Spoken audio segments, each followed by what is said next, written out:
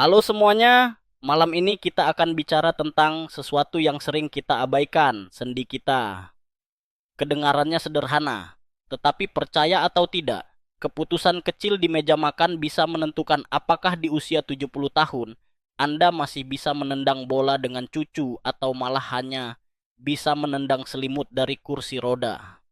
Saya tahu kedengarannya dramatis, tapi pause sebentar dan bayangkan sendi lutut Anda yang sekarang kokoh menahan tubuh bisa saja runtuh hanya karena terlalu sering berteman dengan gorengan, soda, dan kue krim keju. Anda mungkin tidak akan bertahan hidup dalam arti hidup aktif jika mengabaikan fakta ini.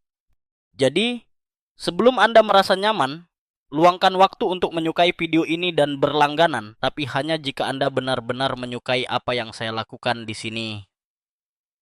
Oh, dan saya ingin tahu, Anda menonton dari mana dan jam berapa sekarang?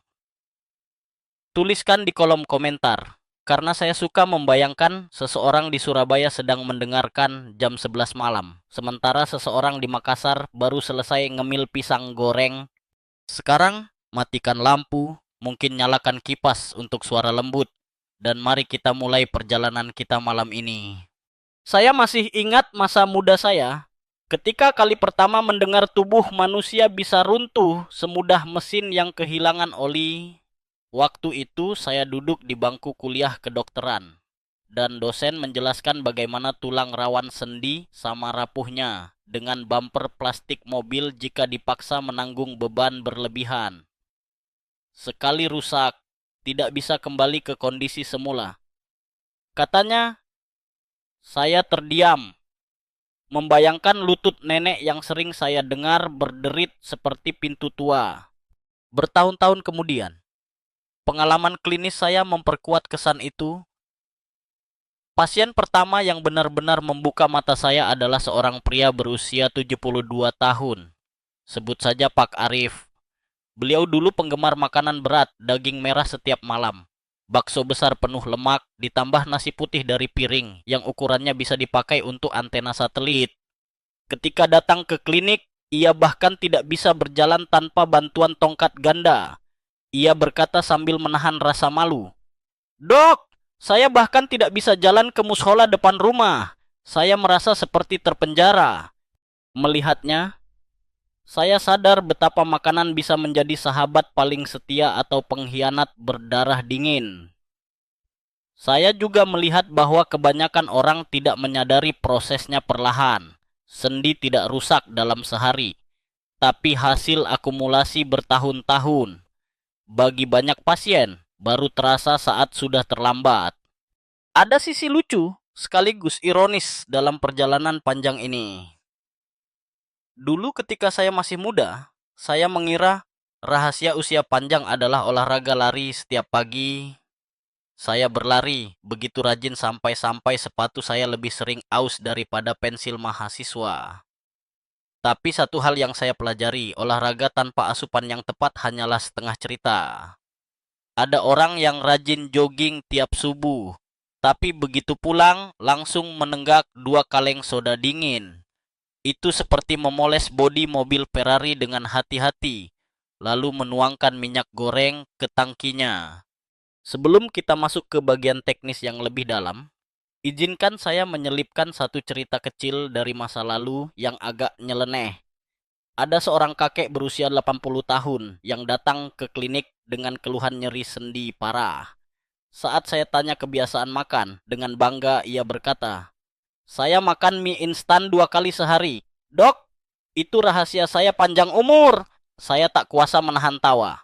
Bukan karena kebiasaannya sehat, jelas tidak. Tapi karena bagaimana dia mengatakannya dengan penuh percaya diri. Bayangkan, mie instan sebagai obat awet muda. Ironisnya, mungkin saja faktor panjang umurnya bukan mie, tapi genetik yang luar biasa. Walau demikian, pusendinya membayar mahal. Di sisi yang lebih serius, kasus seperti ini mengingatkan saya pada satu perdebatan akademis yang hangat hingga kini. Apakah faktor genetik lebih kuat daripada pola makan dan gaya hidup dalam menentukan kesehatan sendi? Beberapa penelitian menekankan dominasi genetik. sementara lainnya berfokus pada nutrisi dan lingkungan. Menurut saya secara pribadi, genetik menentukan kartu yang Anda pegang, Teti. Tetapi pola makan adalah cara Anda memainkan kartu itu. Salah satu peristiwa kebijaksanaan yang membekas bagi saya terjadi sekitar umur 60 tahun. Waktu itu, teman lama saya, sesama dokter, meninggal mendadak karena komplikasi akibat obesitas dan diabetes. Kami dulu sama-sama aktif di organisasi, tetapi ia lebih senang merayakan hidup dengan makanan cepat saji. Saat melayat, saya berdiri hening di depan jenazah, lalu berjanji pada diri sendiri. Saya tidak akan membiarkan sendi dan tubuh saya menyerah hanya karena saya malas memilih makanan. Itu adalah titik balik pribadi saya. Kini, di usia yang sudah senior, walau saya tetap merasa jiwa saya muda dan kadang masih suka bercanda menyebut lutut saya shock breaker tua. Saya bisa naik gunung kecil setiap minggu dan berenang 3 kali seminggu. Bukan karena tubuh saya kebal, melainkan karena saya mau disiplin menjaga apa yang masuk ke mulut saya. Jika Anda bertanya bagaimana memulai perjalanan ini, jawabannya sederhana tapi kuat, berhenti menyepelekan makanan harian Anda, Ki. Jangan tunggu sampai lutut berbunyi kretek-kretek. Setiap kali jongkok baru panik. Ingatlah, makanan yang Anda santap kemarin bisa jadi adalah alasan Anda pincang besok. Bayangkan hal ini untuk menutup bagian awal kita. Meja makan Anda adalah bengkel rahasia yang memperbaiki atau merusak mobilitas hidup Anda. Anda bisa memilih menaruh oli terbaik ke mesin tubuh atau menuangkan pasir ke gearbox lutut Anda.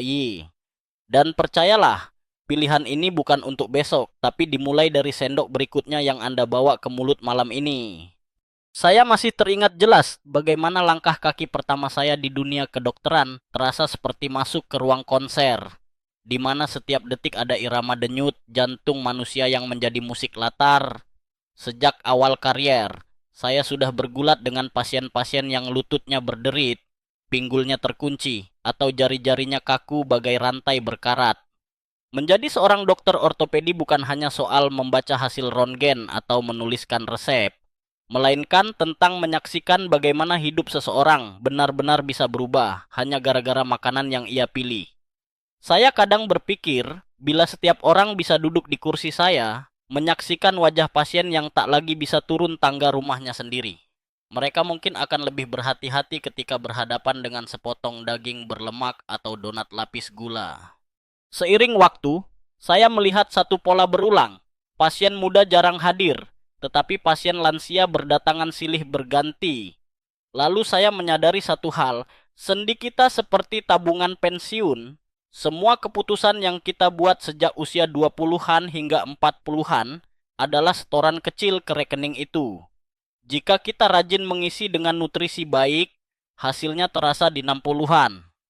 Tetapi, jika kita mengisi rekening dengan beban berlebihan, lemak, gula, kalori kosong, maka tabungan akan cepat terkuras dan ketika tiba waktunya menarik, saldo sudah kosong, bahkan masih berutang nyeri. Kenyataannya, menjadi dokter selama lebih dari 40 tahun membawa saya pada ribuan percakapan yang hampir serupa. Pasien menatap saya sambil bertanya dengan wajah putus asa. Apakah ini sudah terlambat, dok? Dan jawaban saya, meskipun tidak selalu populer, adalah tidak terlambat. Tapi kita harus ubah gaya hidup sekarang juga. Ada semacam keindahan dalam jawaban itu, seperti memberi cahaya kecil di ujung lorong panjang yang gelap. Saya pernah mendapati seorang pasien bernama Ibu Rukiah, usia 68 tahun. Ia datang dengan tongkat, jalannya lambat seperti kura-kura yang sedang bermeditasi. Ia mengeluh hari-harinya hancur karena lututnya sudah tidak bisa diajak kompromi. Setelah serangkaian pertanyaan, terungkaplah kebiasaannya. Setiap sore ia menikmati teh manis kental setara sirup, ditemani sebungkus biskuit manis. Cuman camilan kecil, dok, katanya. Tetapi camilan kecil Yang ia sebut ternyata sudah ia lakukan selama 30 tahun. Hasilnya, tubuh mencatat dan lutut protes besar-besaran. Namun hidup memang suka bercanda. Saya masih ingat suatu sore, ketika saya duduk di kursi klinik, sepulang dinas panjang, seorang pasien muda mengeluh sakit pinggul. Usianya baru 30-an, tapi ia makan burger 2 kali sehari. Ketika saya bilang padanya, kalau kamu terus begini, usiamu 50 sendi sudah habis. Ia malah terkekeh. Ah dok, masih jauh itu. Sekarang, apakah ia akan benar-benar ingat kata saya? Entahlah.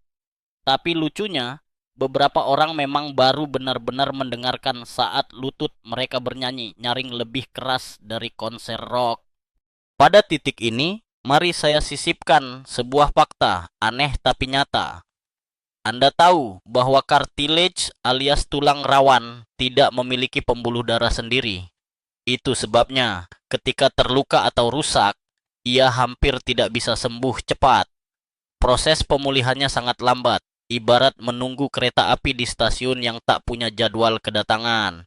Dengan kata lain, jika Anda menunggu mudah sembuh, sayangnya tubuh tidak sepenuhnya sepakat.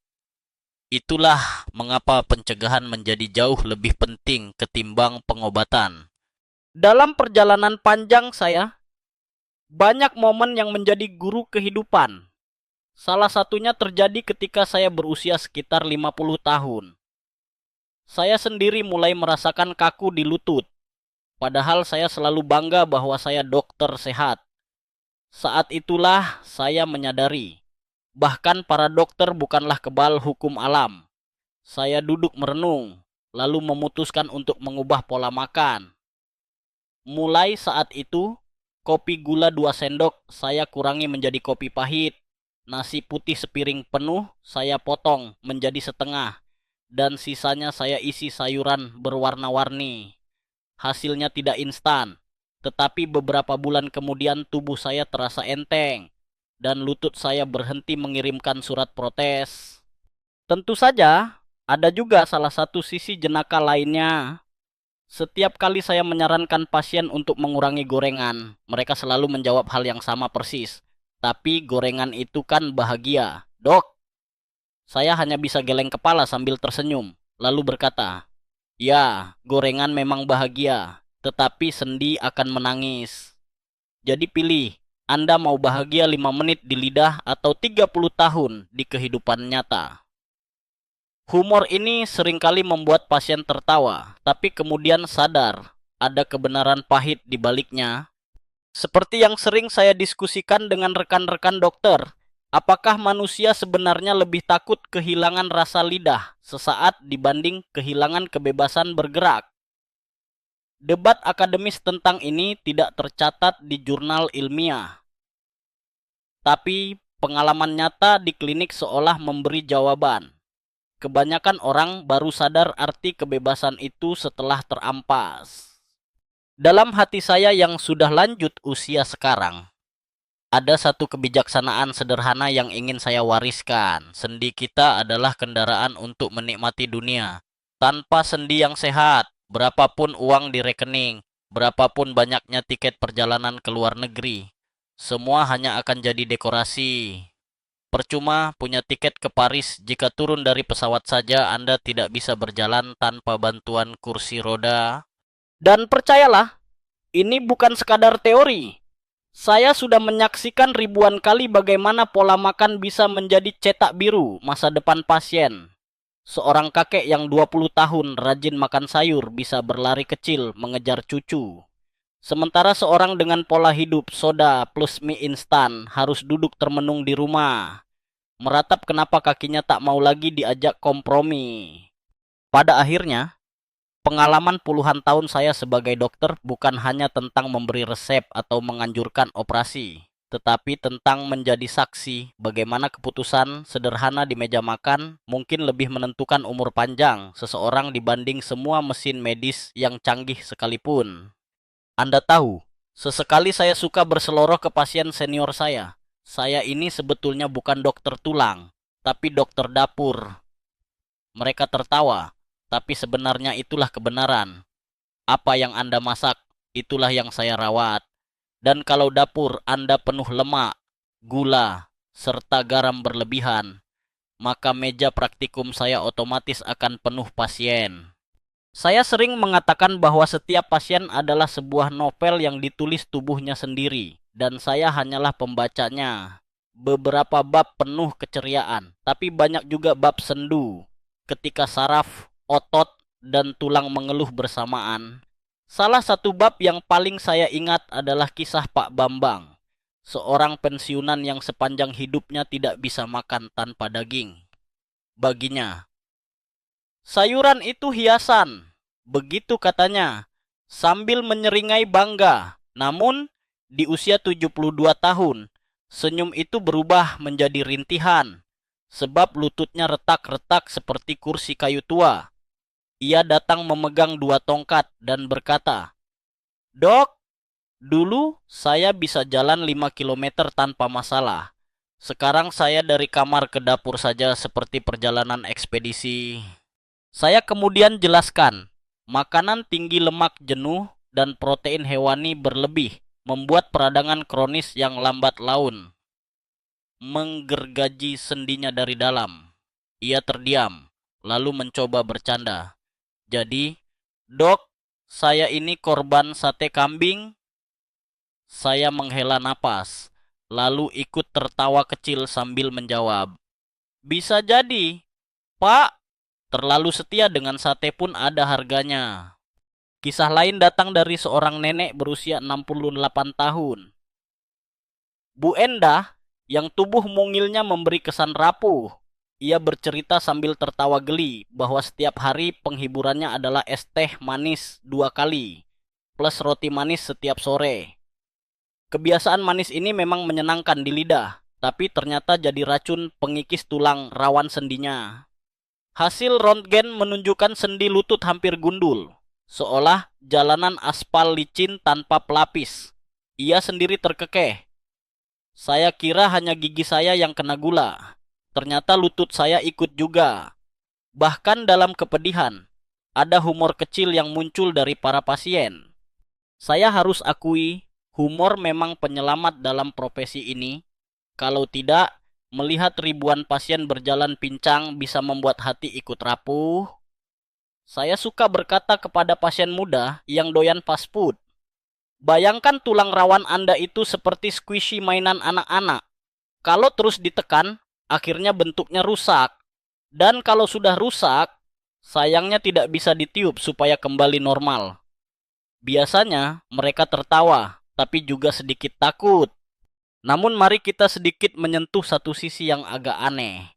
Anda tahu bahwa beberapa jenis sayuran, terutama dari keluarga nightshade, seperti tomat, terung, atau kentang, bisa memperparah gejala nyeri sendi pada sebagian orang? Anehnya, makanan ini sebenarnya menyehatkan untuk mayoritas populasi. Jadi, tubuh manusia seakan memiliki kontrak khusus dengan beberapa makanan. Saya pernah punya pasien, Pak Wiranto, yang rajin minum jus tomat setiap pagi dengan niat sehat, tetapi setelah kami coba hentikan, nyeri pergelangan tangannya berkurang signifikan. "Berarti tomat itu musuh saya?" tanyanya. Saya jawab pelan, "Tomat musuh di sendi, tapi masih boleh jadi teman di dapur orang lain." Itu adalah momen lucu, sekaligus menegangkan. Pakai istilah populer, tubuh tiap orang punya kontrak eksklusif dengan makanan. Dan bicara soal kontrak tubuh, saya pernah menemukan kasus yang benar-benar membuat saya tertawa pahit. Ada seorang pasien yang bersikeras lututnya rusak karena angin malam. Menurutnya, minum soda dingin lalu naik motor malam-malam adalah penyebab rematiknya. Ilmu medis tentu berkata lain, tapi bukankah menarik bagaimana orang dulu cenderung menyalahkan masuk angin untuk hampir segala penyakit? Dari sakit perut, pusing, sampai kerusakan sendi. Secara akademis, diskusi ini masih bisa panjang. Apakah faktor budaya juga berperan memperburuk penyakit? Saya pribadi percaya, apa yang orang yakini bisa memperparah atau meringankan gejala melalui sugesti. Ada satu pelajaran kebijaksanaan yang saya petik sewaktu menangani pasien paruh baya, Pak Idrus, usia 55 tahun. Beliau rajin olahraga, tetapi selalu ditemani minuman energi, kemasan manis. Setelah beberapa tahun, lututnya berteriak. Dari kasus ini, saya belajar bahwa olahraga tidak otomatis menebus kesalahan makan. Aktivitas yang sehat tetap bisa kehilangan maknanya jika tubuh dijejali gula cair berlebihan. Saya menyadari bahwa keseimbangan adalah kunci. Begitu pula dalam hidup, bukan hanya tentang bekerja keras, tapi juga tentang memilih kapan harus istirahat, kapan harus berhenti mengonsumsi sesuatu baik makanan maupun kebiasaan buruk. Kisah lain yang saya kenang adalah seorang ibu rumah tangga bernama Ibu Lastri. Lututnya sakit parah, hampir tidak bisa menekuk. Saya menelusuri kebiasaannya. Tiap malam, ayam goreng tepung dan saus pedas jadi menu favorit sekeluarga. Ia terkejut mendengar kemungkinan saus dan minyak lama ikut berperan besar. Ah, jadi bukan cuma mertua yang pedas. Ya dok, saus juga. Tawa meledak di ruang konsultasi. Tapi esoknya ia benar-benar mulai beralih ke panggang tanpa minyak. Sekarang, Anda mungkin bertanya-tanya, mengapa makanan olahan dan manis bisa begitu berbahaya? Karena senyawa-senyawa itu meningkatkan peradangan kronis. Peradangan ini bukan luka besar yang terlihat, melainkan api kecil yang terus membakar dari dalam. Ibarat bara arang di perapian rumah, tidak terlihat dari luar, tetapi lambat laun membakar struktur kayu. Tubuh kita menandainya dengan rasa sakit, bengkak, dan sendi yang kaku di pagi hari. Kadang saya agak gemas, karena banyak pasien baru percaya pada kata-kata dokter luar negeri di YouTube atau artikel bahasa Inggris ketimbang cerita saya yang sudah puluhan tahun di lapangan. Saya sering berkata dengan gurauan, kalau begitu, mari saya bicara dengan logat asing supaya terdengar lebih meyakinkan. Mereka tertawa, tapi akhirnya mengaku bahwa memang kebiasaan makanlah yang jadi masalah utama. Dan saya rasa poin penting dari semua kisah ini adalah, jangan tunggu sampai sendi menjerit untuk mulai mengubah pola makan. Saya sudah terlalu sering melihat air mata jatuh, bukan karena rasa sakit, melainkan karena penyesalan. Mereka menangis. Kalau saja saya tahu lebih cepat, saya pasti tidak akan makan seperti itu.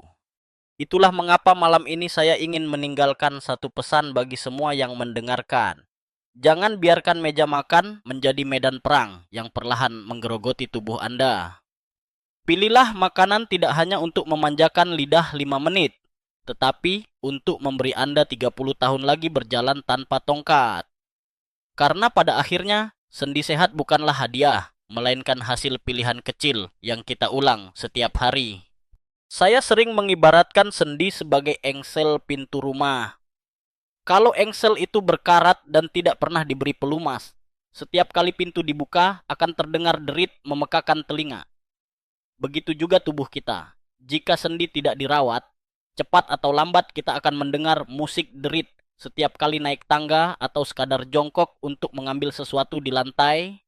Karena itu saya merumuskan satu panduan sederhana namun terbukti ampuh. 5 prinsip emas untuk menjaga sendi tetap sehat. Prinsip pertama adalah menghindari makanan yang memicu peradangan. Peradangan itu sendiri sebenarnya mekanisme bagus bila tubuh terluka. Seperti pasukan pemadam kebakaran yang datang saat rumah terbakar. Masalahnya, kalau pemadam itu tidak pulang, api sudah padam tapi mereka tetap menyiram air setiap hari, akhirnya rumah penuh genangan. Sama halnya dengan tubuh, kalau peradangan menjadi kronis, ia justru menghancurkan sendi.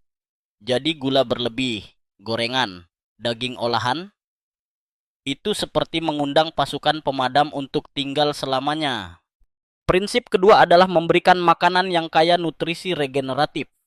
Sendi kita bukan benda mati, ada sel yang memang berusaha memperbarui diri, walau prosesnya lamban.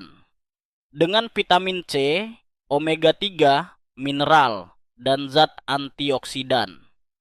Sel-sel kecil ini memperoleh alat kerja untuk memperbaiki bagian yang rusak.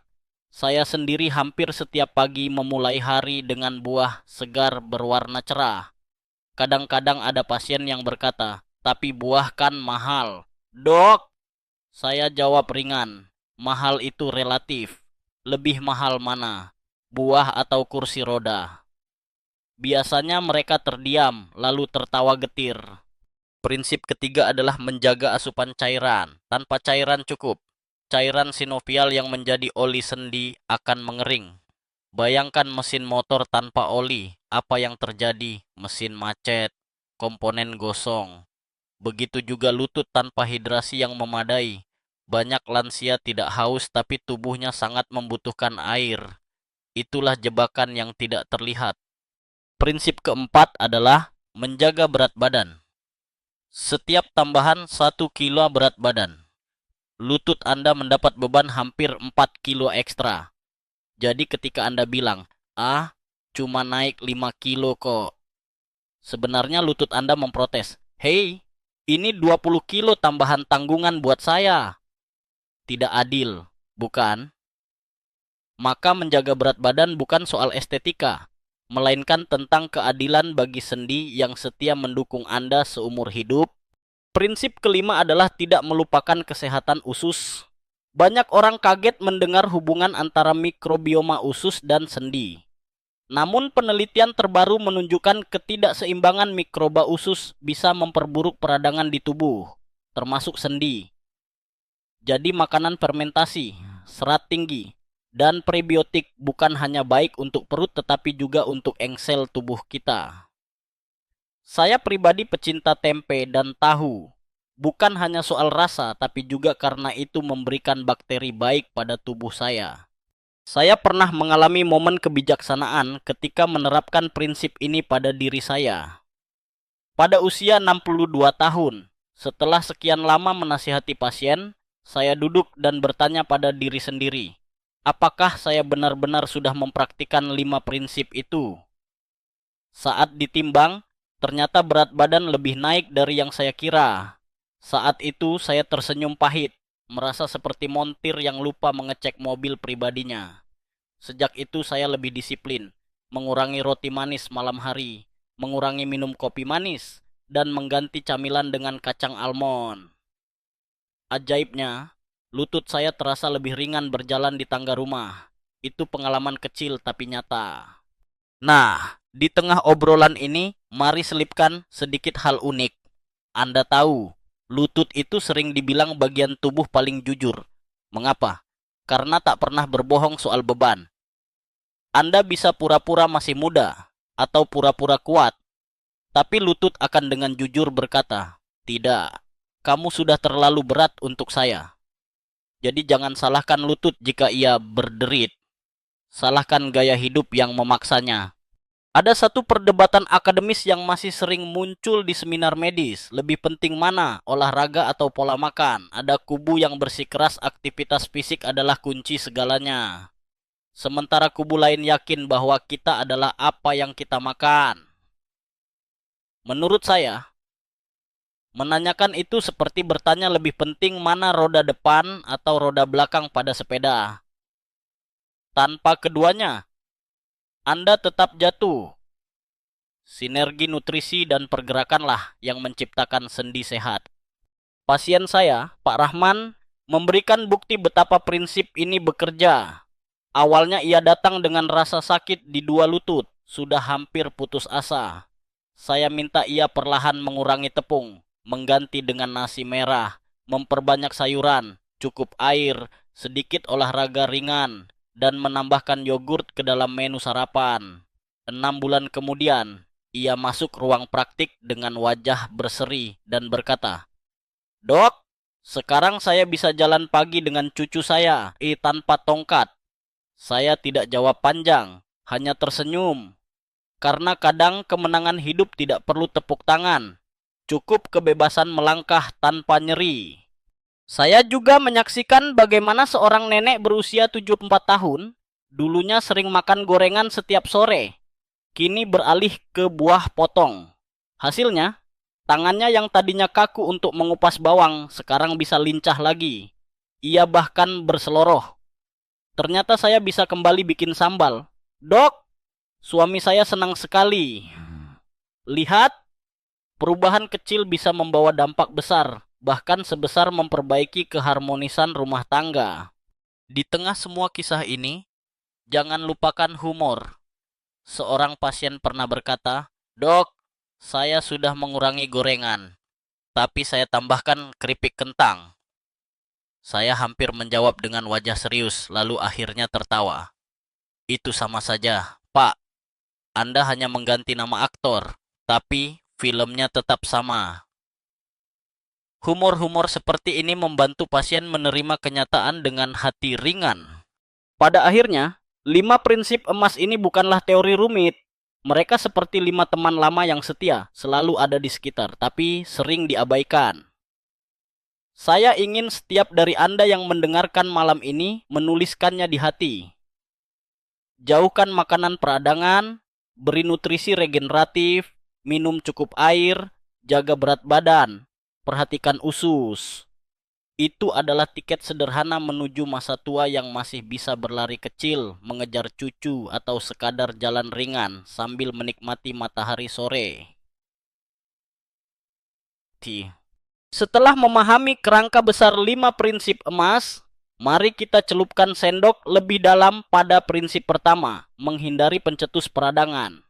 Saya sering berkata, musuh utama sendi bukanlah usia, melainkan inflamasinya.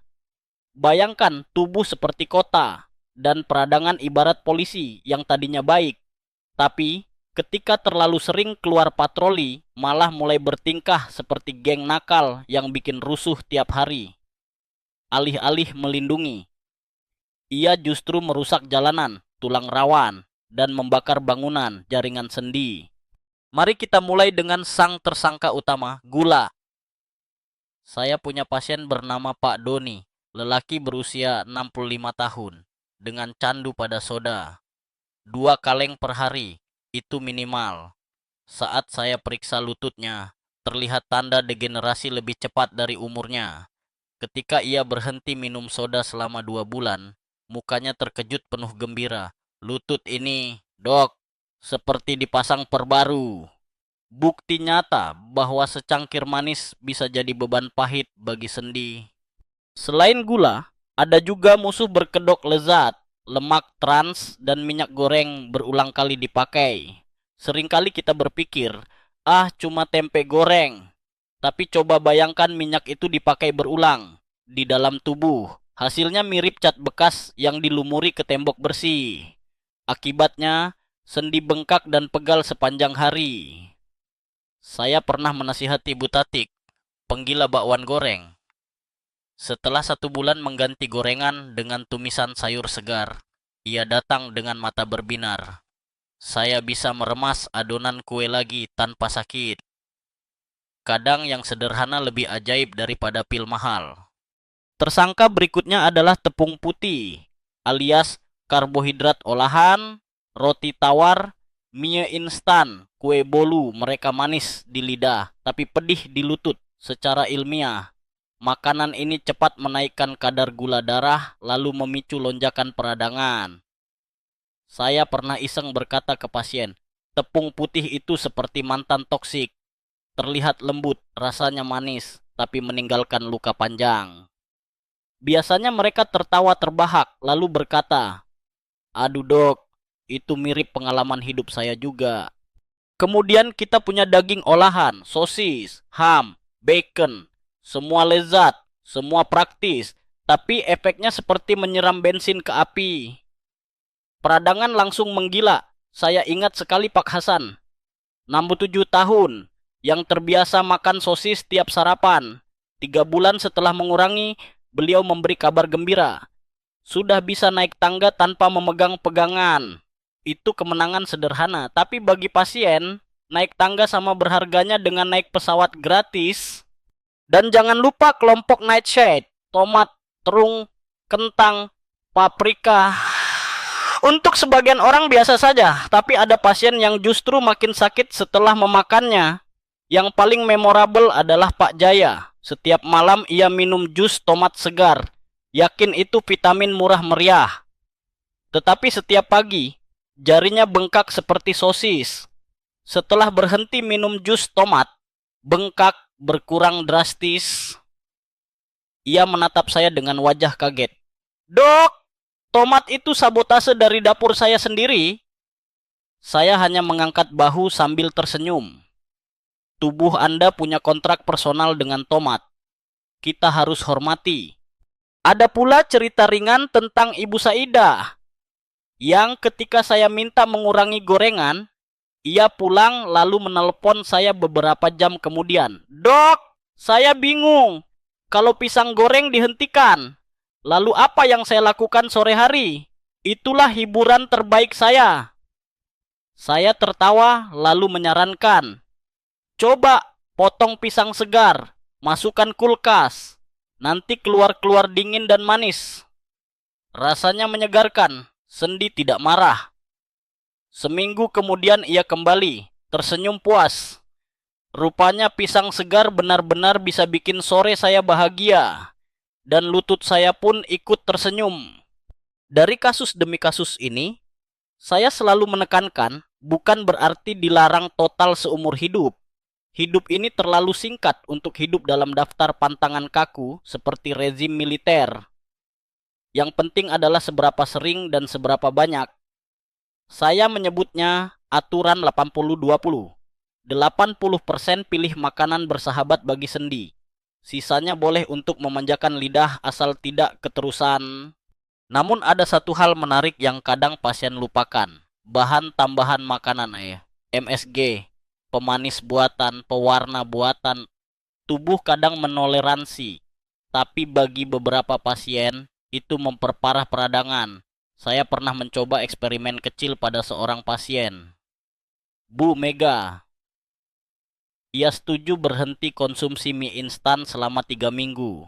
Hasilnya mengejutkan. Bengkaknya berkurang drastis. Ia sampai bergumam. Ternyata mie instan itu mantan beracun. Peristiwa kebijaksanaan pribadi saya terkait topik ini muncul ketika saya berusia 58 tahun. Saat itu saya diundang makan di rumah kerabat. Mereka menyajikan makanan lezat, ayam goreng renyah, sambal super pedas, dan minuman manis dingin. Saya tergoda, mengambil sedikit. Malamnya, lutut saya mengirim laporan, nyut nyut nyut.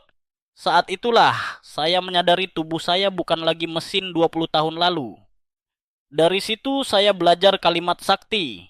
Cukup itu lebih baik daripada puas sesaat. Dari aspek akademis, masih ada perdebatan panjang. Apakah benar pola makan memengaruhi derajat osteoartritis atau hanya sekadar mempercepat gejala? Beberapa studi menyatakan efek langsung. Beberapa lain menilai hanya faktor pendukung. Saya memilih percaya pada kombinasi keduanya. Dan yang lebih penting, bukti pasien di depan saya jauh lebih berharga daripada grafik statistik. Jika seorang nenek bisa kembali merajut tanpa rasa sakit hanya karena mengganti camilan, itu bukti paling meyakinkan. Maka pesan saya malam ini, hindari musuh-musuh kecil itu. Karena mereka tidak pernah bekerja sendirian. Sebungkus keripik hari ini, ditambah soda besok, lalu gorengan lusa. Semuanya bersatu, membentuk aliansi rahasia yang hanya punya satu misi, melemahkan sendi Anda. Jangan beri mereka kesempatan. Setelah kita membeberkan musuh-musuh yang menggerogoti sendi, kini waktunya membicarakan sekutu setia yang bisa memperbaiki dan memperpanjang usia engsel tubuh ini. Saya menyebutnya nutrisi regeneratif. Tanpa mereka, tubuh hanya punya satu pilihan, meratap seperti rumah tua yang atapnya bocor tanpa peralatan pertukangan. Tetapi dengan mereka kita memberi tukang bangunan kecil di dalam tubuh palu, paku, dan genteng baru. Aneh bukan? Tubuh ini ternyata punya kekuatan memperbaiki diri, asal diberi bahan baku yang benar. Sekarang mari kita mulai dengan vitamin C. Banyak orang berpikir vitamin ini hanya untuk mencegah flu. Padahal fungsinya jauh lebih penting. Ia adalah kunci bagi produksi kolagen, semacam semen biologis yang membuat sendi tidak runtuh. Saya punya pasien bernama Bu Nani yang sering mengeluh lututnya nyeri, tapi ia nyaris tidak pernah makan buah. Setelah kami diskusikan, ia mulai rutin mengonsumsi jeruk, kiwi, dan sesekali paprika. 3 bulan kemudian ia berkata, "Lutut saya lebih ringan. Dok, kalau jalan di pasar tidak lagi cepat capek." Kadang kita lupa bahwa benda kecil berwarna cerah di rak buah bisa menjadi pengawal sunyi bagi tulang kita. Sekutu berikutnya adalah omega 3. Zat ini bagaikan polisi baik yang membubarkan gen nakal peradangan. Anda bisa menemukannya di ikan seperti salmon, sarden, atau bahkan biji chia. Saya pribadi memiliki kebiasaan kecil, seminggu minimal 2 kali memasukkan ikan ke dalam menu, entah dipanggang, direbus, atau bahkan dijadikan sup. Pasien saya, Pak Darto, awalnya tidak suka ikan, tetapi setelah saya beri trik sederhana, menggabungkannya dalam nasi goreng sayur tanpa minyak berlebih, ia menemukan cara menyenangkan mengonsumsi ikan. Setelah beberapa waktu, ia datang dan berkata, "Sakit lutut berkurang. Sekarang saya malah kangen ikan." Bayangkan, dari benci jadi cinta, bukan cerita sinetron, tapi kisah sederhana nutrisi. Kemudian kita punya antioksidan. Zat ini berfungsi seperti pasukan pemadam kebakaran, memadamkan api radikal bebas yang membakar sendi dari dalam. Mereka hadir dalam buah beri, bayam, wortel, kale, atau bahkan teh hijau. Saya pernah punya momen kecil yang lucu sekaligus bijak. Seorang pasien, Bu Nur Laila, setiap pagi membuat smoothie stroberi biru dan bayam. Anak-anaknya menggoda, "Mama makan warna pelangi setiap hari." Ia jawab enteng, "Lebih baik pelangi daripada obat 3 macam."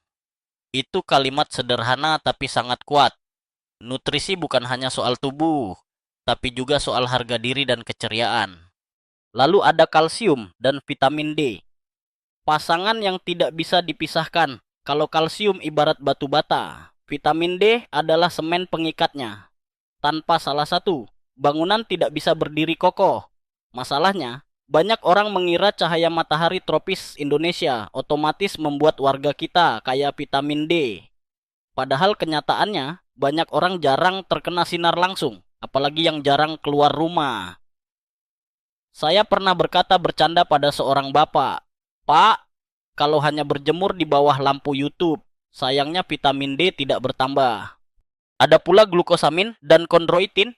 Zat ini memang tidak terdengar akrab di telinga orang awam, tapi mereka benar-benar bahan bakar perbaikan tulang rawan. Saya sering menyarankan untuk menambahkannya lewat sup tulang, kaldu ayam, atau bahkan suplemen yang jelas teruji. Ada pasien saya, seorang nenek berusia 66 tahun, yang rajin membuat sup tulang iga. Ia berkata, "Setiap hirupan kaldu terasa menyembuhkan." Itu mungkin terdengar terlalu puitis, tapi tubuhnya ternyata menunjukkan hasil. Tangannya yang kaku mulai lentur kembali. Ada sebuah momen kebijaksanaan pribadi saat usia saya mencapai 70 tahun. Saya merasa energi turun drastis. Saya lalu mencoba metode makan yang saya sebut piring pelangi. Setiap kali makan, pastikan ada minimal 4-5 warna berbeda di piring. Merah dari tomat, hijau dari bayam, oranye dari wortel, ungu dari kubis, putih dari tahu. Aneh rasanya pada awalnya, karena tampak seperti sedang melukis cat air di piring. Tetapi efeknya luar biasa.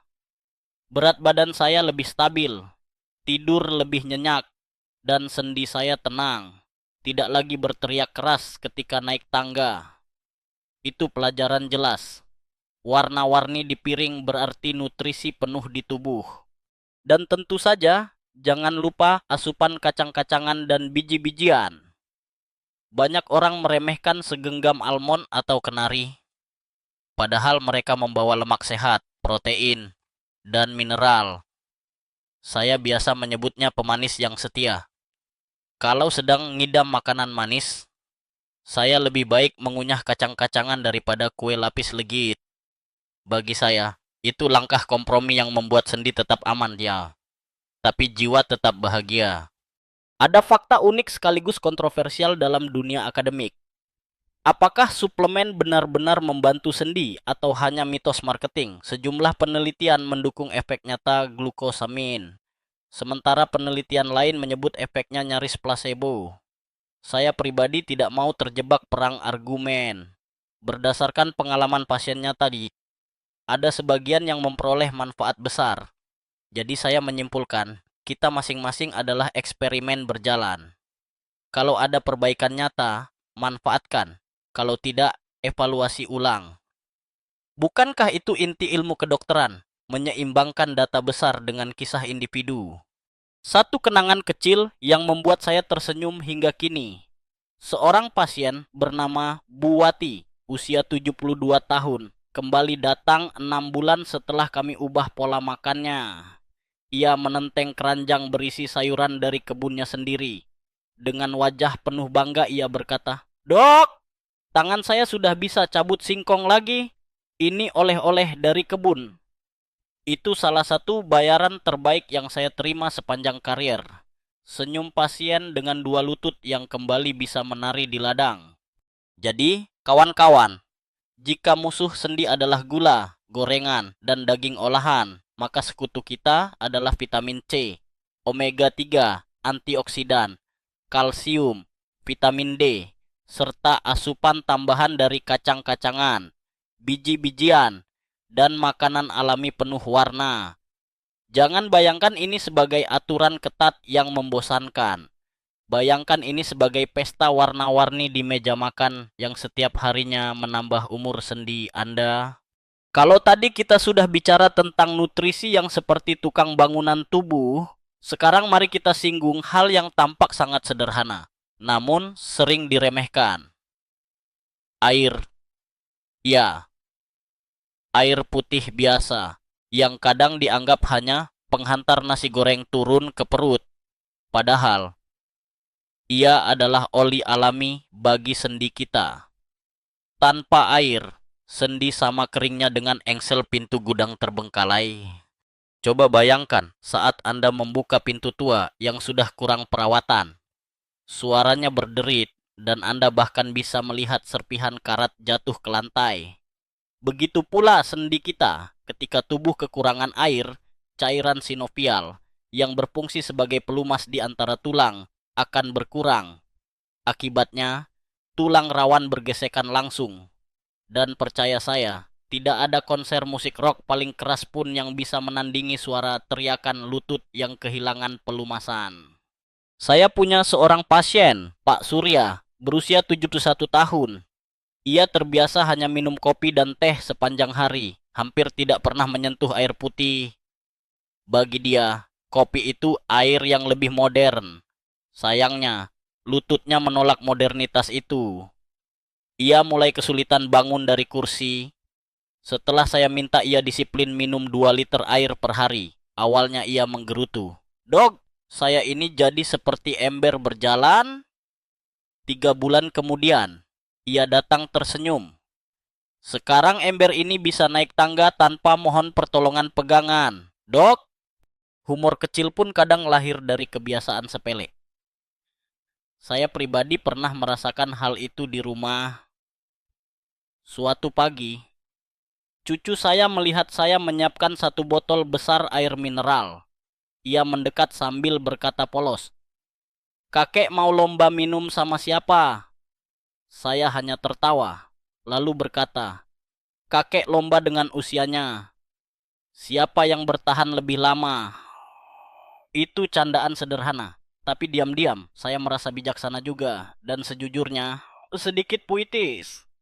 Air memang terlihat membosankan dibanding soda berkilau atau jus kemasan penuh warna. Tapi justru kesederhanaannya yang membuatnya istimewa. Tanpa kalori, tanpa efek samping, hanya murni pelumas alami. Ada fakta unik, lebih dari 60% massa tubuh manusia terdiri dari air. Jadi jika Anda sering mengabaikannya, sama saja dengan membiarkan setengah tubuh Anda berteriak kehausan. Tentu saja, jenis minuman lain kadang menipu. Banyak pasien berkata, tapi saya sudah minum teh manis setiap hari. Dok, saya lalu menjawab, teh manis itu ibarat minum air tetapi ikut mengundang semut untuk pesta di dalam tubuh. Efek gula justru menimbulkan peradangan baru. Lalu ada juga yang bilang, tapi saya kan suka jus buah. Jus buah segar mungkin masih oke. Tapi jus kemasan dengan tambahan gula itu sama saja seperti memberi tiket VIP pada peradangan masuk ke sendi. Saya juga kerap bicara tentang timing. Tidak semua air diminum sekaligus dan selesai. Justru tubuh membutuhkan distribusi.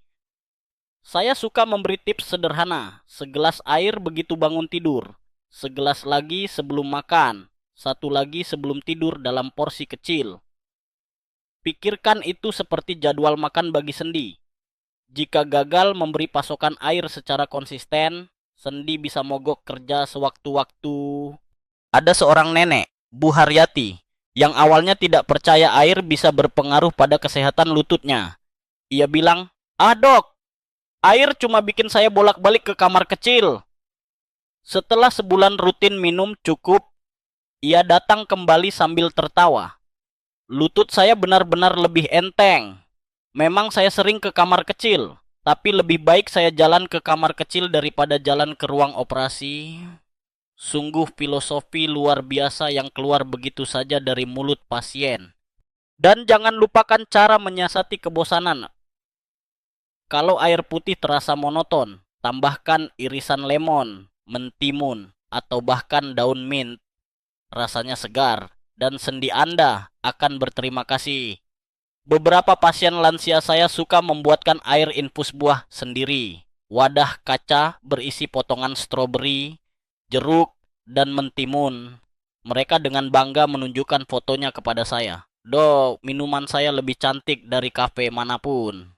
Dalam dunia medis, masih ada perdebatan menarik berapa liter air sebenarnya ideal. Ada yang bilang 8 gelas, ada yang menyarankan menyesuaikan berat badan. Bahkan ada penelitian baru yang menyebut kebutuhan berbeda setiap individu. Saya memilih jalan tengah yang praktis, sekitar 30 ml per kilogram berat badan. Bukan rumus sempurna, tapi cukup aman sebagai pedoman. Akhirnya, tubuh Anda yang akan memberi sinyal, bibir kering, pusing ringan, atau bahkan sendi gesek. Itu alarm tubuh berkata, "Tolong beri saya air." Pengalaman kebijaksanaan saya datang pada usia 65. Saya waktu itu sedang mendaki Gunung Ringan bersama teman-teman senior. Salah satu sahabat lupa membawa air cukup. Setengah perjalanan, lututnya menyerah. Kami harus berhenti lama hanya untuk menunggu ia pulih. Saat itu saya belajar bahwa air bukanlah pilihan, melainkan kebutuhan vital. Sejak saat itu, setiap kali naik gunung, saya merasa membawa sebotol air sama pentingnya dengan membawa tongkat trekking. Ada pula informasi aneh tapi menarik. Tubuh kehilangan sekitar 115 liter air hanya dari bernapas dan berkeringat ringan setiap hari, bahkan tanpa olahraga berat. Jadi kalau Anda malas minum, tubuh sudah defisit bahkan sebelum Anda bergerak banyak. Artinya, sendi sudah dipaksa beroperasi minus pelumas sejak awal hari. Kesimpulan saya sederhana, jika makanan adalah bahan bakar, maka air adalah oli. Tanpa oli, mesin sebaik apapun akan macet. Jadi jangan tunggu sendi Anda merintih baru menyesal. Mulailah mengisi segelas air sekarang juga. Anda mungkin tidak merasa lebih muda esok hari. Tapi Anda pasti memberi tubuh kesempatan untuk tetap bergerak dengan lembut lebih lama. Berbicara tentang sendi, kita tidak bisa menutup mata pada satu faktor berat secara harfiah, berat badan, lutut. pinggul, dan pergelangan kaki adalah pahlawan tanpa tanda jasa, menanggung tubuh kita setiap hari. Tetapi setiap tambahan 1 kilogram, mereka harus bekerja ekstra menahan beban sekitar 4 kilogram. Bayangkan, kasir swalayan yang bekerja shift ganda tanpa istirahat. Begitulah perasaan sendi jika berat badan kita naik terus. Saya ingat seorang pasien saya, Pak Sugi, pensiunan guru berusia 67 tahun. Sejak berhenti bekerja, ia lebih sering duduk di rumah dengan camilan manis dan mie instan. Dalam 3 tahun, berat badannya naik hampir 15 kilo. Lututnya pun ikutan protes keras. Sakit setiap kali ia coba menuruni tangga rumahnya. Setelah kami ubah pola makannya perlahan, beratnya berkurang 10 kilogram dan ia kembali bisa berjalan ke pasar setiap pagi. Ia tersenyum dan berkata, "Dok, saya kehilangan 10 kilo tapi mendapatkan hidup saya kembali." Bicara tentang berat, ada humor kecil yang sering membuat pasien tertawa. Saat mereka mengeluh baru naik 5 kilo, saya akan bilang, itu berarti lutut Anda harus membawa beban setara 2 galon air setiap kali Anda jalan. Jadi sebetulnya Anda bukan hanya jalan, tapi juga ikut lomba angkat galon tanpa sadar. Biasanya pasien langsung terdiam, lalu ngakak. Humor memang jadi jembatan emas untuk menyampaikan kenyataan pahit. Namun menjaga berat badan bukan berarti diet ekstrem. Banyak orang salah kaprah, berpikir harus berhenti makan sama sekali atau hanya makan buah semangka seharian. Itu hanya akan membuat tubuh stres dan ujungnya malah makan balas dendam 2 kali lipat di malam hari. Kuncinya adalah keseimbangan. Saya sering mengajarkan piring terpisah. Setengah piring diisi sayur dan buah, seperempat dengan protein sehat, dan seperempat terakhir dengan karbohidrat kompleks. Dengan begitu, tubuh merasa puas tanpa berlebihan. Saya pernah menemui Ibu Rini. Usia 70 tahun, ia gemar sekali mengunyah keripik kentang saat sore. Saya tidak langsung melarang, tapi saya ajarkan mengganti dengan kacang almond panggang. 2 minggu kemudian ia berkata, "Aneh, awalnya saya kangen keripik. Sekarang saya malah suka rasa kacang itu. Dan berat badan saya juga turun 2 kilo. Bonusnya lutut saya lebih enteng." Ini contoh perlahan tapi pasti yang saya selalu banggakan. Ada juga perdebatan akademis yang menarik di antara para ahli. Mana lebih efektif untuk meringankan nyeri sendi, menurunkan berat badan atau memperbanyak latihan otot. Sebagian peneliti yakin bahwa memperkuat otot sekitar lutut lebih penting karena otot akan menyangga tulang. Namun, studi lain menekankan bahwa penurunan berat badan memberikan dampak terbesar. Saya pribadi percaya kombinasi keduanya adalah kunci. Ibarat tim sepak bola, penjaga gawang yang tangguh tidak akan cukup tanpa bek yang kuat. Dan sebaliknya. Selain piring terpisah, saya sering menyarankan pasien untuk makan lambat. Terlihat sederhana, tetapi memberi tubuh waktu sekitar 20 menit untuk mengirim sinyal kenyang. Banyak pasien terbiasa makan cepat, mungkin karena kebiasaan masa muda. Saya berikan latihan sederhana. Setiap suapan kunyah minimal 20 kali. Seorang pasien, Pak Made, awalnya merasa malas dengan aturan ini. Tetapi sebulan kemudian ia tertawa. "Istri saya senang sekali. Katanya saya sekarang makan mirip biksu yang khidmat. Tidak rakus lagi." Hasilnya, beratnya turun, lututnya lebih nyaman, dan rumah tangganya turut damai. Selain teknik lambat, serat juga menjadi penyelamat. Sayur, buah, dan biji-bijian tidak hanya melancarkan pencernaan, tetapi memberi rasa kenyang lebih lama. Dengan begitu, tidak ada panggilan darurat dari dapur jam 11 malam. Saya sendiri dulu punya kebiasaan ngemil biskuit di malam hari. Setelah menggantinya dengan apel atau pir, saya merasa lebih ringan. Dan untuk pertama kalinya bisa bangun pagi tanpa lutut pegal-pagal. Sedikit fakta menarik. Penelitian di Eropa menemukan rata-rata orang yang menurunkan berat badan 1 kilogram mengalami penurunan beban pada lutut hingga 4 kilo per langkah. Sekarang bayangkan kalau beban Anda berkurang 10 kilogram. Itu berarti 40 kilo tekanan hilang pada setiap langkah. Tidak perlu jadi ahli matematika untuk menyimpulkan bahwa ini adalah kemenangan jackpot bagi lutut. Saya juga teringat kisah kebijaksanaan dari seorang pasien lansia.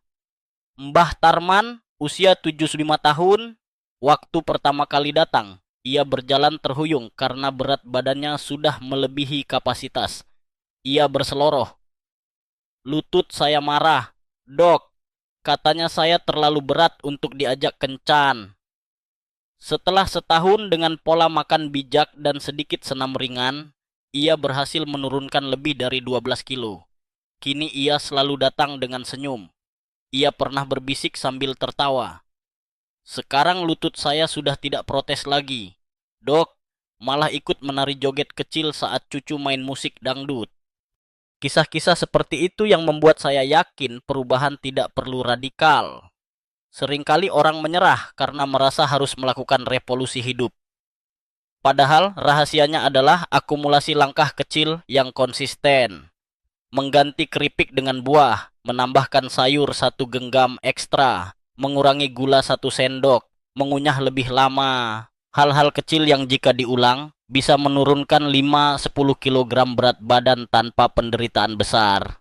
Untuk menutup bagian ini, saya ingin menyampaikan bahwa menjaga berat badan bukan hanya tentang penampilan di kaca, tetapi tentang kebebasan bergerak, kebahagiaan sederhana, dan harga diri. Karena apa gunanya tubuh langsing jika sendi tetap sakit karena asupan tidak dijaga? Dan sebaliknya, apa gunanya makanan lezat sesaat bila harus ditebus dengan kursi roda seumur hidup? Berat badan yang sehat bukan tentang ukuran celana, melainkan tentang ukuran kebebasan yang bisa kita nikmati. Menaiki tangga, berjalan ke pasar, atau bahkan menari kecil di pesta keluarga. Jadi, setiap kali Anda menimbang tubuh, ingat, angka di timbangan itu bukan hanya angka, melainkan surat cinta atau surat protes yang ditulis lutut Anda.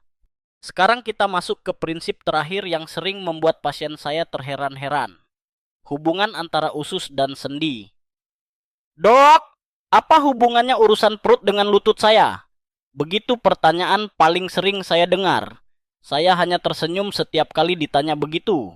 Lalu menjelaskan perlahan, usus bukan sekadar pipa pencernaan. Ia adalah pusat komando dari sistem imun. Rumah bagi miliaran mikroba yang diam-diam bekerja 24 jam. Lebih dari 70% sistem kekebalan tubuh berada di sana.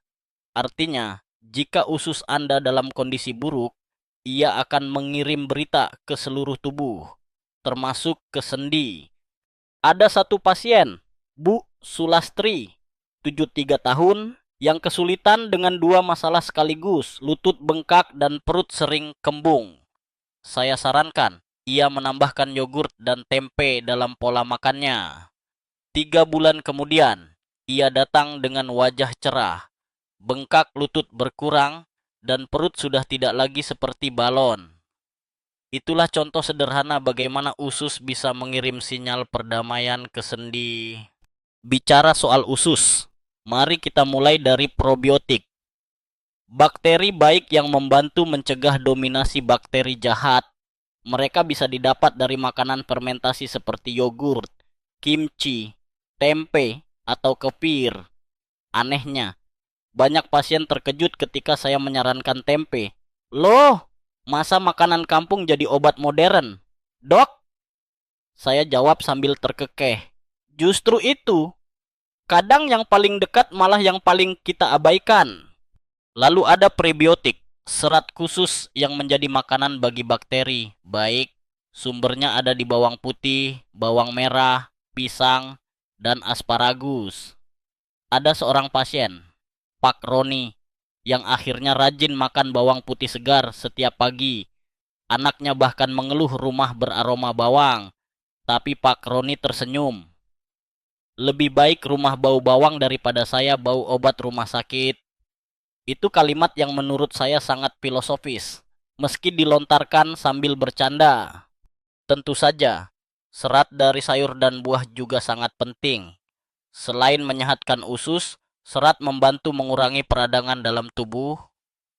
Saya pribadi rutin sarapan dengan oat, biji chia, dan buah beri.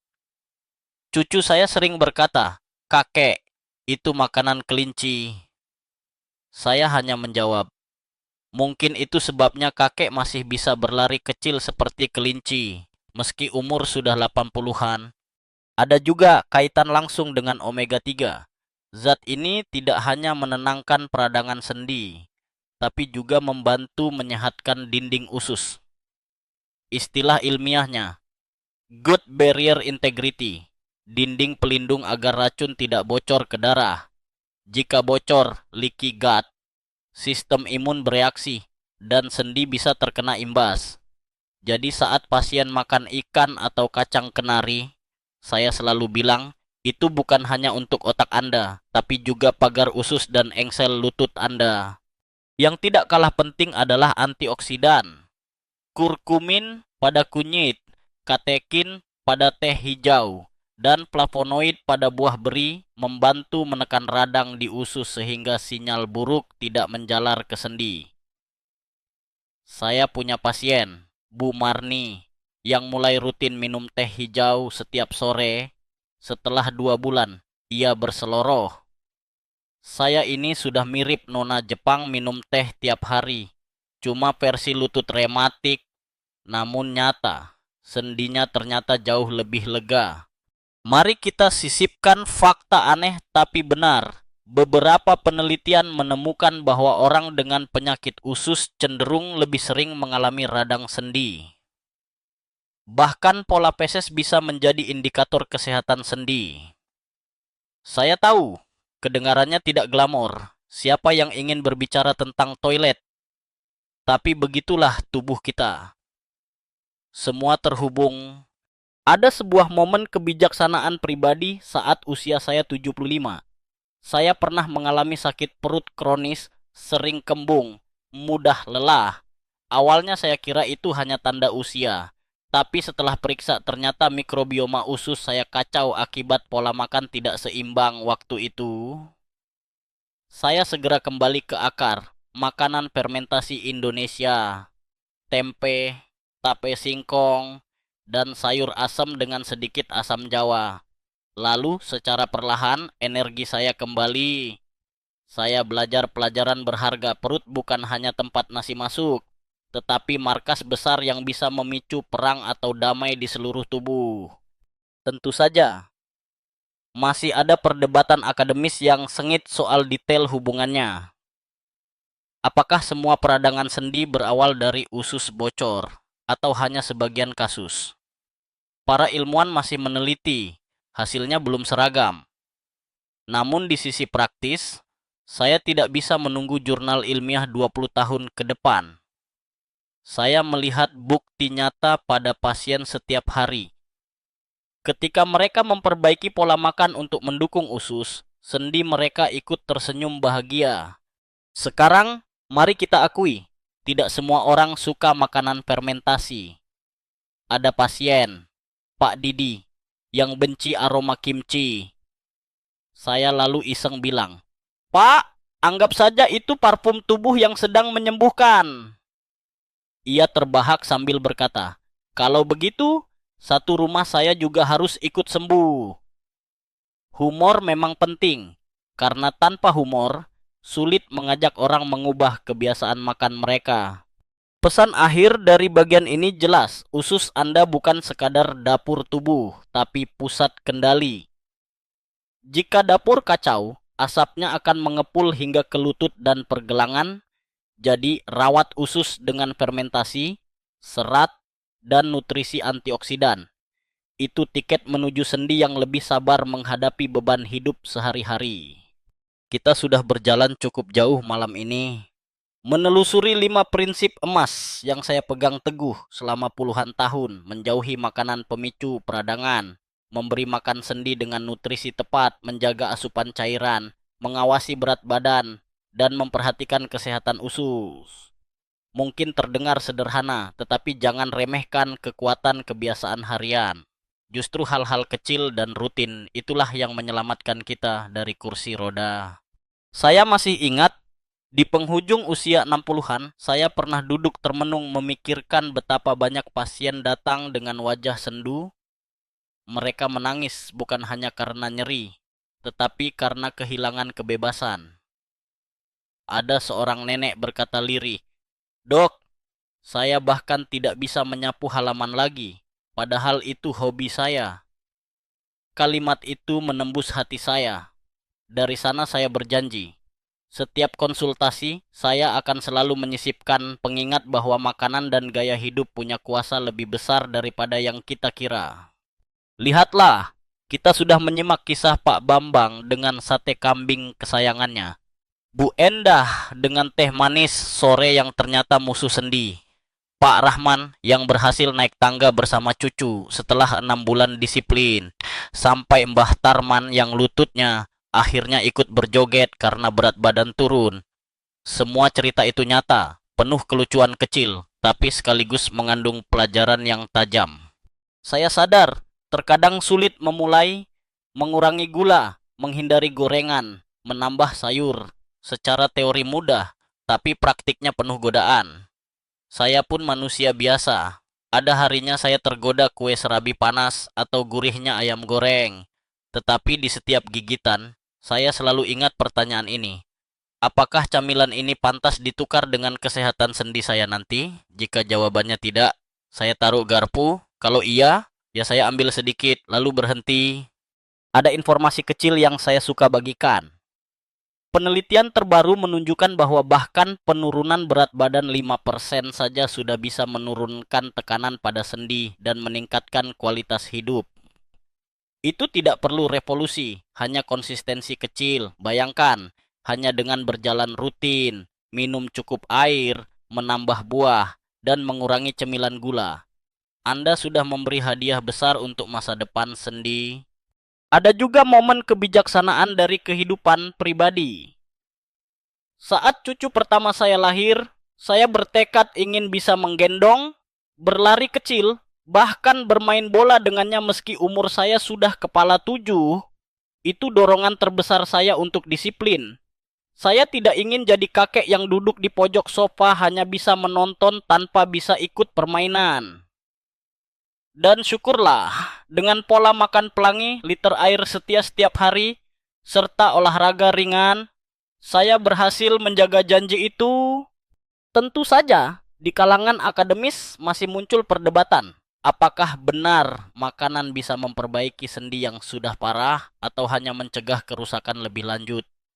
Jawabannya berlapis. Sebagian keberhasilan mungkin datang dari placebo efek.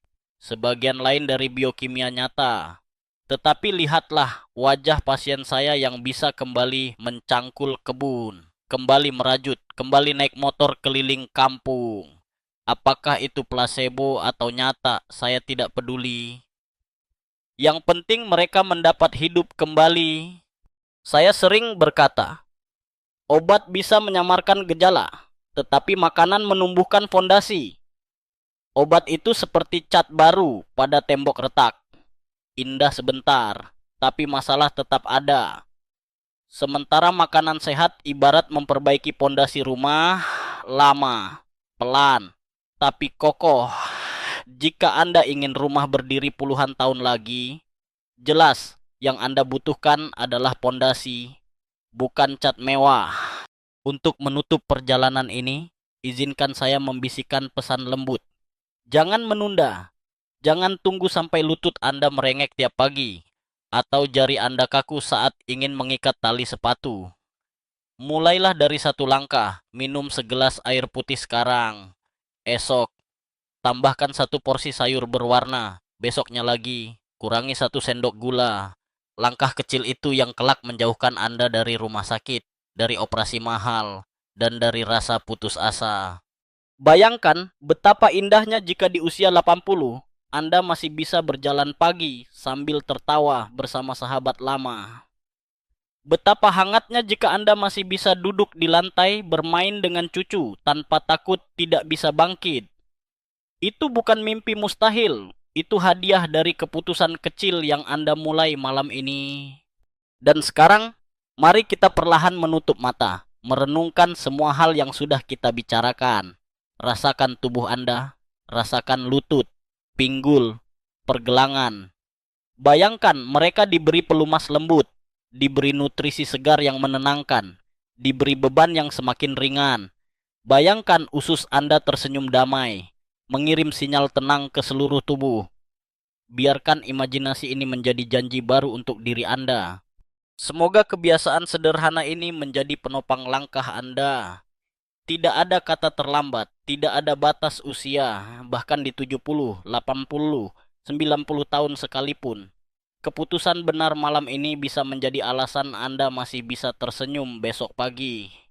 Malam ini kita sudah menyusuri perjalanan panjang tentang bagaimana sendi bekerja, bagaimana ia rusak, dan terutama bagaimana ia bisa dijaga. Kuncinya ada 5 prinsip emas. Jauhi makanan penyebab peradangan seperti gula berlebih, gorengan, dan daging olahan. Berikan nutrisi sahabat sendi berupa vitamin C, omega 3, antioksidan, kalsium, dan bahan regeneratif. Jaga asupan cairan karena air putih adalah oli alami tubuh. Kendalikan berat badan agar lutut tidak terbebani lipatan kilo demi kilo, serta rawat usus dengan probiotik, prebiotik, dan serat agar sistem imun tidak memicu radang seluruh tubuh. Semua itu mungkin terdengar sederhana, bahkan membosankan. Namun kesederhanaan inilah yang mengubah ribuan pasien saya. Dari yang tak bisa jalan, kini bisa kembali ke kebun. Dari yang hanya duduk menonton, kini bisa ikut menari kecil. Saya juga mengalami sendiri bagaimana di usia lanjut saya masih mendaki gunung kecil, berenang, dan tertawa bersama cucu tanpa nyeri berlebihan. Itu semua bukan hadiah ajaib, melainkan hasil pertaruhan kecil setiap hari. Memilih buah daripada kue manis, memilih air putih daripada soda, memilih berjalan daripada duduk terlalu lama. Ingat, setiap sendok makanan adalah surat cinta atau surat protes buat sendi Anda. Tergantung apakah Anda ingin sendi tetap setia atau sebaliknya memberontak. Dan pesan terakhir, jangan menunggu besok. Mulailah malam ini, langkah kecil yang bisa menjadi awal dari kebebasan bertahun-tahun ke depan.